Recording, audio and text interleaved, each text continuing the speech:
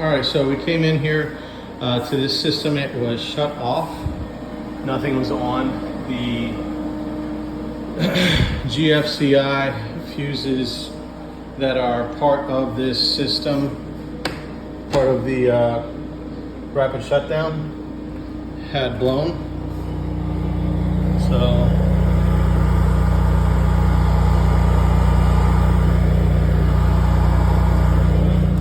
when they blew, then obviously the system stopped charging. The batteries got depleted down to 0%. Right now we're at 9.7 on these two Fortress eVault Max. So when that happens, the system, even though you turn the generator, which is what you're hearing outside, to start charging your batteries, the system won't start charging the batteries or do anything, because it has to initiate those relays for that power to be able to be accepted.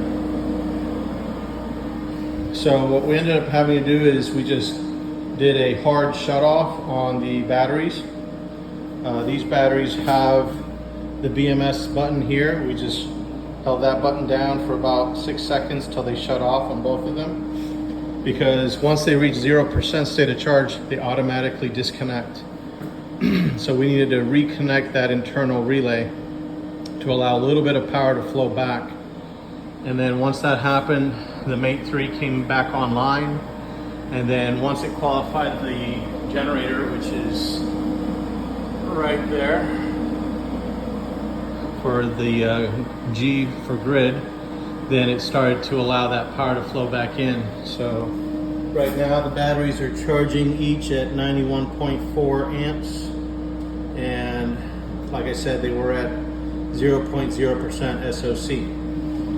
We've let the generator run now for approximately 20 minutes. And that's long enough. We replaced the fuses outside.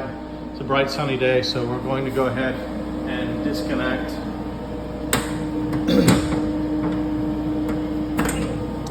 the generator. So for that, we'll just flip off that so that the generator can cool off. This one, we have yet to program it. As you can see, the G for generator, well, it's grid power, but in this case, we don't have any grid at this location, has been shut off. So now, we are relying solely on the solar, and we have a 5.2 kilowatt load. So we're actually drawing -7 amps out of the battery. But that's okay. That's just a temporary load. And that 5.2 will drop back down here shortly. And we'll start recharging batteries again. These batteries will be fine for the rest of the afternoon. This is actually a off-grid tennis court. So this is the pavilion. It runs the lights. That's what is drawing the power. The light switches got turned on. So we're gonna go out here,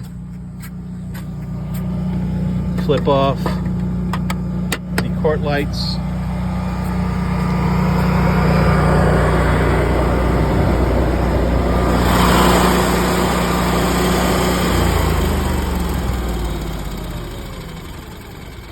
Put the generator back on auto.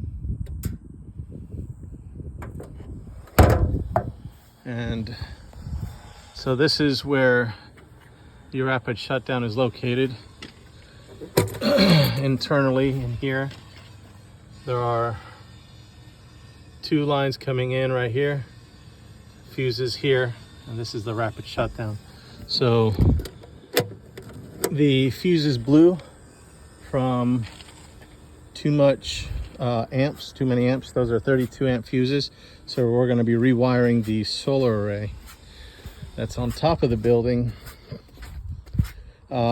and splitting the 2 into 3 lines. It'll lower the voltage, but we'll still get the wattage that we need and the amps So now with that off, so you can see the load is only 1.4. We have 4.4 coming in, and the batteries are charging at 27.3, 27.4 amps. So yeah, that's just and this is a single Radian 8,000 watt, 240 volt output, single phase. And like I said, there is no grid connection at all in here, which is why this breaker is not in use. And this breaker here is also not in use. So we just have inverter and generator, and then this is the charge controller and the PV. That's all part of the rapid shutdown. So if something occurs, then the PV here automatically shuts it off. Or if it doesn't necessarily have to be that something occurs, it could be that firefighters trying to take out a fire, which is the main reason for the rapid shutdown, and they flip the switch outside and it shuts off the system. So yeah, just wanted to give you guys that little bit of knowledge about these systems, that if your battery power does shut off by itself, which today's technology of batteries with the lithium phosphate batteries will do that once they reach zero state of charge, SOC. Then we just need to kind of, fool the system into coming on just for a short period of time. 30 seconds is about enough for the mate to initiate the relay to allow that generator power to start charging your batteries. But for now, we are doing everything off solar. Again, 1.4 solar, 1.4 going out to the loads here, which are very minimal. It's a mini split air conditioner. The TV is off. There's a small little water heater underneath the sink. It's hiding back here.